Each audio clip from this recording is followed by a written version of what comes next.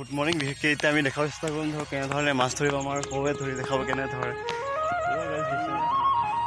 আমাৰ সৌ অলপ ওখ কৰিছে নাইবা জাপ মাৰি পুৰাই নাই আৰু পিপাৰত এয়া হৈছে আমাৰ নিউ তৰিকা আমাৰ কি বুলি কয় গাঁৱলীয়া সমাজত এনেধৰণে মানে দেখাব চেষ্টা কৰিম গাইজ চাই থাকক স্কিপ নকৰাকৈ ধৰ কেনেধৰণে মানে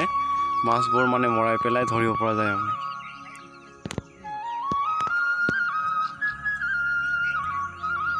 এৰিয়াত মানে বিশেষকৈ বিলঙনি বন বুলি কয় মানে তাৰ লগতে মানে মাছ মাৰিব পাৰি আপোনালোকৰ ফালে কি বুলি কয় কমেণ্ট কৰিবচোন।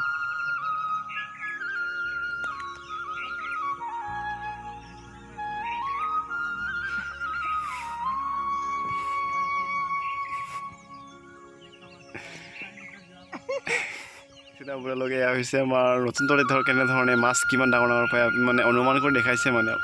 কাৰণ ভিডিঅ'টো অলপ দূৰৰ পৰা ল'বলগীয়া হৈ গৈছে কাৰণ পানী আছেতো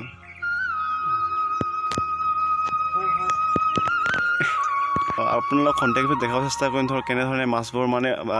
ওপৰলৈ মানে উপঙি যাব গাইজ চাই থাকক স্কিপ নকৰোঁ। এয়া আছে আমাৰ নদীৰ কাষৰ বিশেষকৈ অঞ্চল আমি ইয়াতে আজি এনেধৰণে কিবা কৰি আছোঁ আৰু গাইজ ৰেষ্ট কৰি আছে আৰু ন কি কৰিব উপায় নাই। এয়া কি বুলি কয় বিশেষকৈ আমাৰ শেলাই লগত আছে মানে তাৰ বাবে শেলাইবোৰ প্ৰথম গুচাই লৈছে তাৰপিছত মানে মাছবোৰ ধৰিব মানে গাইজ চাই থাকক স্কিপ নকৰা।